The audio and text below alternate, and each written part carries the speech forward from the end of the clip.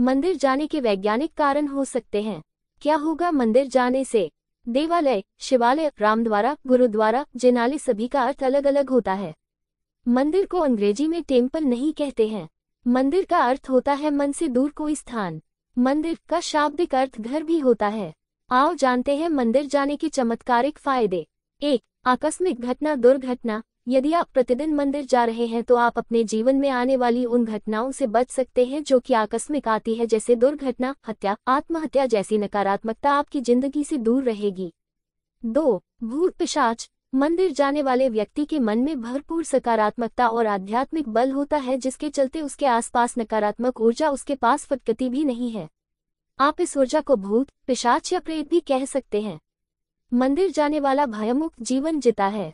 2. ग्रह बाधा। यदि आप प्रतिदिन मंदिर जाते हैं तो आप पर किसी भी प्रकार के ग्रह और नक्षत्रों का कोई बुरा प्रभाव नहीं पड़ता है।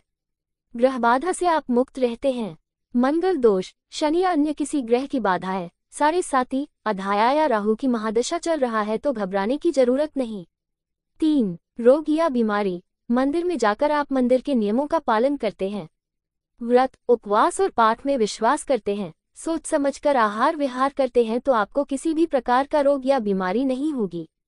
4. दुख या शोक। मंदिर जाकर मन में विश्वास और आत्मबल का संचार होता है, जिसके कारण मन में किसी भी प्रकार का दुख या शोक नहीं रहता है।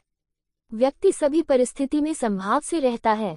संभाव अर्थात न तो भावना में बहता है और न ही कठोर होता है। हर परिस्थिति उसके लिए सामान्य होती है। 5. कोर्ट कचहरी जेल। मंदिर जाने से व्यक्ति में सही और गलत को समझने की क्षमता होती है। वह किसी भी प्रकार की फालतू लड़ाई झगड़े में नहीं पड़ता है। जैसे रास्ते में पड़े पत्थर या गड्ढे को देख लेने के बाद हम अपनी गाड़ी को उससे बचाकर निकाल ले जाते हैं, उसी तरह व्यक्ति अपनी जिंदगी को समझदारी से गड्ढों से बचा ले जाता है। 6. तंत्र, मारण, सम्मोहन, उच्चाटन। मंदिर जाने वाले व्यक्ति का कोई शत्रु किसी बुरी विद्या के माध्यम से कुछ भी बिगाड़ नहीं सकता है। बहुत से व्यक्ति अपने कार्य या व्यवहार से लोगों को रुष्ट कर देते हैं, इससे उनके शत्रु बढ़ जाते हैं। कमजोर शत्रु हमेशा सामने की लड़ाई नहीं लड़ते हुए पीठ के पीछे ऐसे कार्य करते हैं जिनको अंधविश्वास की श्रेणी में रखा जाता है। मंदिर जाने वाले लोगों को इससे कोई फर्क नहीं पड़ता है। 7. कर्ज से मुक्ति। मंदिर जाने वाले व्यक्ति के जीवन में कभी ऐसे संकट नहीं आते हैं कि वह कर्ज में डूब जाए। थोड़ा बहुत कर्ज होता है तो कोई फर्क नहीं, कर्ज भी सोच समझ कर लें। यदि ज्यादा है तो उसके चुकता होने के निश्चित ही मंदिर से ही रास्ते निकलते हैं। मंदिर में विश्वास है तो इस बाधा व्यक्ति मुक्त हो जाता है। 8. नौकरी और रोजगार। आप बेरोजगार हैं या आपका व्यापार नहीं चल रहा है तो निश्चित ही आपको प्रतिदिन मंदिर जाना चाहिए। आपको जल्द ही सफलता मिलेगी। हालांकि जो प्रतिदिन मंदिर जाकर प्रार्थना और पूजा पाठ करता है उसके साथ यह समस्या नहीं रहती है। होती भी है तो वह दिमाग पर बोझ नहीं लेकर कर्म करता जाता है और सफल हो ही जाता है। ग्रह कलह। प्रतिदिन मंदिर जाने वाले में मन और मस्तिष्क में कलह या क्रोध नहीं होता है। घर के दूसरे सदस्य यदि उससे झगड़ा करते हैं या घर में ग्रहकल हो रही है तो वह उसे समझदारी से हैंडल कर माहौल को खुशनुमा बना देता है। पैदल भ्रमण। प्रातःकाल पैदल ही मंदिर जाने से व्यापार भी होता है और हमें प्राणवायु भी अच्छे से प्राप्त होती है। प्रतिदिन सूर्य की धूप के स्पर्श से सेहत में सुधार होता है। घंटी की ध्वनि। मंदिर में घंटी की टंकार करीब 7 सेकंड तक गूंजती है जो मन मस्तिष्क से विषाद हटाकर शांति प्रदान करती है। ऐसा भी कहते हैं कि छोटी घंटी से हमारा पित्त दोष संतुलित होता है। साथ ही ध्वनि से भी बैक्टीरिया नष्ट हो जाते हैं। फूलों की सुगंध। मंदिर में कई तरह के सुगंधित फूल अर्पित किए जाते हैं जिनकी सुगंध से मन प्रफुल्लित होकर अवसाद से मुक्ति हो जाता है। फूलों के विभिन्न रंग से अंतर्मन को शांति मिलती है। अगरबत्ती। मंदिर में कपूर और अगरबत्ती की सुगंध से एक ओर जहां मन और मस्तिष्क से नकारात्मक विचार हटा जाते हैं वहीं हमारी रोग प्रतिरोधक क्षमता भी बढ़ती है। ये हमें जैविक संक्रमण से भी बचाती है। मंदिर का सुगंधित में रहने से बैक्टीरिया नष्ट हो जाते हैं और किसी भी प्रकार का वायरल इन्फेक्शन नहीं होता है क्योंकि मंदिर में कर्पूर और धुआं होता रहता है। आरती। जब हम मंदिर में आरती या कीर्तन के दौरान ताली बजाते हैं तो यह एक्यूप्रेशर का काम करती है। इससे हमारे रक्त संचार सुचारू रूप से संचालित होता है और शरीर की मांसपेशियां भी मजबूत होती है। जप, आरती या चालीसा को जपने पढ़ने से हमारा वाणी दोष भी दूर होता है। ओम के उच्चारण से हमारा चित्त एकाग्र होता है। शंख। आरती के बाद शंख बजाया जाता जो श्रद्धालुओं के लिए बहुत सुखदायक और स्वास्थ्यवर्धक है। शंख बजाने वाले के फेफड़े मजबूत होते हैं। जयघोष। आरती के बाद देव देवताओं, भारत माता आदि के जयघोष से आत्मविश्वास के साथ ही देशभक्ति जागृत होती है। इसी के साथ हर मंदिर में गोरक्षा और गौहत्या बंद होने करने का संकल्प भी लिया जाता है। ज्योते। आरती लेने से हमारी हथेली की कोशिकाओं को दिव्य ऊष्मा मिलती है और हमारे भीतर पल रहे सभी विषाणु और जीवाणु समाप्त हो जाते हैं। आंखों पर हथेलियां रखने से गर्माहट आंखों के पीछे की सूक्ष्म रक्त वाहिकाओं को खोल देती है और उनमें ज्यादा रक्त प्रवाहित होने लगता है, जिससे हमारी आंखों की ज्योति बढ़ती है। दंडवत। आरती के बाद नमस्कार और दंडवत प्रणाम करने से हमारे मन में विनम्रता और श्रद्धा का भाव जागृत होता है। अहंकार और घमंड का नाशा होता है। चरणामृत। दर्शन, पूजा और आरती के बाद हमें तुलसी मिला चरणामृत, पंचामृत और प्रसाद मिलता है। ये चरणामृत और पंचामृत हमारी सेहत के लिए बहुत ही फायदेमंद होता है। आयुर्वेद के मुताबिक ये चरणामृत हमारे शरीर के तीनों दोषों को संतुलित रखता है। चरणामृत के साथ दी गई तुलसी हम बिना चबाए निगल लेते हैं, जिससे हमारे सभी रोग ठीक हो जाते हैं।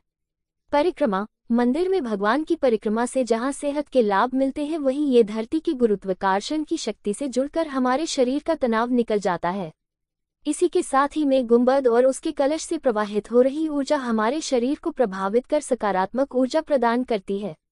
नग्न पैर। मंदिर भूमि को सकारात्मक ऊर्जा का क्षेत्र माना जाता है।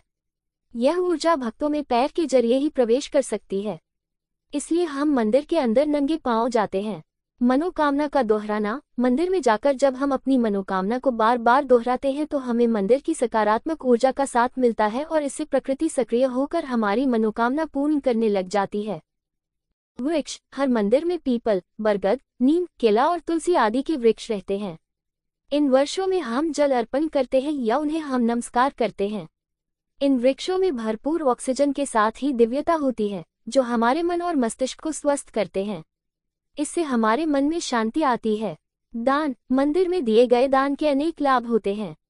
दान से हम में कृपणता नहीं रहती है और हम चीजों के प्रति आसक्ति नहीं पालते हैं। इसी के साथ ही हमारे सामाजिक दायित्वों का भी निर्वाह होता है। सामाजिक प्रतिष्ठा। मंदिर जाने से हमारी सामाजिक प्रतिष्ठा बढ़ने के साथ ही जान पहचान भी बढ़ती है। तिथि त्योहार की जानकारी। मंदिर जाने से हमें पंचांग और तिथि त्योहारों की जानकारी भी मिलती है। ज्ञान बढ़ता है। मंदिर जाने से धार्मिक ज्ञान भी बढ़ता है, क्योंकि वहां पर गीता, वेद, उपनिषद आदि के बारे में जानकारी भी मिलती रहती है। हाथ जोड़ना। मंदिर में व्यक्ति हाथ जोड़कर खड़ा रहता है। हाथ जोड़ने से जहां हमारे फेफड़ों और हृदय को लाभ मिलता है, वहीं इससे प्रतिरोधक क्षमता का विकास भी होता है। कहते हैं कि हथेलियों और अंगुलियों के उन बिंदुओं पर दबाव पड़ा है जो शरीर के कई अन्य अंगों से जुड़े हैं। इससे उन अंगों में ऊर्जा का संचार होता है। तिलक। प्रतिदिन मंदिर जाकर व्यक्ति अपने मस्तक पर या दो भौहों के बीच चंदन या केसर का तिलक लगाता है। इस तिलक लगाने जहां शांति का अनुभव होता है, वहीं इससे एकाग्रता बढ़ती है। दरअसल जहां तिलक लगाया जाता है उसके ठीक पीछे आत्मा का निवास होता है। आज्ञा चक्र और सहस्रार चक्र के बीच के बिंदु पर आत्मा निवास करती है, जो कि नीले रंग की है। आत्मा अर्थात हम खुद। चंदन लगाने के आध्यात्मिक लाभ भी हैं। प्रार्थना। प्रार्थना में शक्ति होती है। प्रार्थना करने वाला व्यक्ति मंदिर के ईथर माध्यम से जुड़कर अपनी बात ईश्वर या देव शक्ति तक पहुंचा सकता है। देवता सुनने और देखने वाले हैं। प्रतिदिन की जा रही प्रार्थना का देवताओं पर असर होने लगता है। मानसिक या वाचिक प्रार्थना की ध्वनि आकाश में चली जाती है। प्रार्थना के साथ यदि आपका मन सच्चा और निर्दोष है तो जल्द ही सुनवाई होगी, और यदि आप धर्म के मार्ग पर नहीं है तो प्रकृति ही आपकी प्रार्थना सुनेगी, देवता नहीं। प्रार्थना का दूसरा पहलू ये कि प्रार्थना करने से मन में विश्वास और सकारात्मक भाव जागृत होते हैं, जो जीवन के विकास और सफलता के अत्यंत जरूरी हैं। पूजा। पूजा एक रासायनिक क्रिया है। इससे मंदिर के भीतर वातावरण की pH वैल्यू, तरल पदार्थ नापने की इकाई, कम हो जाती है, जिससे व्यक्ति की pH वैल्यू पर असर पड़ता है। यह आयनिक क्रिया है जो शारीरिक रसायन को बदल देती है। ये क्रिया बीमारियों को ठीक करने में सहायक होती है। दवाइयों से भी यही क्रिया कराई जाती है जो मंदिर जाने से होती है। आचमन। मंदिर में प्रवेश से पूर्व शरीर और इंद्रियों को जल से शुद्ध करने के बाद आचमन करना जरूरी है। इस शुद्ध करने की प्रक्रिया को ही आचमन कहते हैं। आचमन करने से पहले अंगुलियां मिलाकर एकाग्रचित यानी एक साथ करके पवित्र जल से बिना शब्द किए 3 बार आचमन करने से महान फल मिलता है। आचमन हमेशा 3 बार करना चाहिए। आचमन से मन और शरीर शुद्ध होता है। मंदिर का शिखर। मंदिर में शिखर होते हैं। शिखर की भीतरी सतह से टकराकर ऊर्जा तरंगे व ध्वनि तरंगे व्यक्ति के ऊपर पड़ती हैं। ये परावर्तित किरण तरंगे मानव शरीर आवृत्ति बनाए रखने में सहायक होती हैं। व्यक्ति का शरीर इस तरह से धीरे धीरे मंदिर के भीतरी वातावरण से सामंजस्य स्थापित कर लेता है। इस तरह मनुष्य असीम सुख का अनुभव करता है। पुराने मंदिर सभी धरती के धनात्मक पॉजिटिव ऊर्जा के केंद्र हैं। अगर आपको मेरा ये वीडियो पसंद आया हो तो उसे लाइक, सब्सक्राइब, कमेंट, शेयर जरूर कीजिए।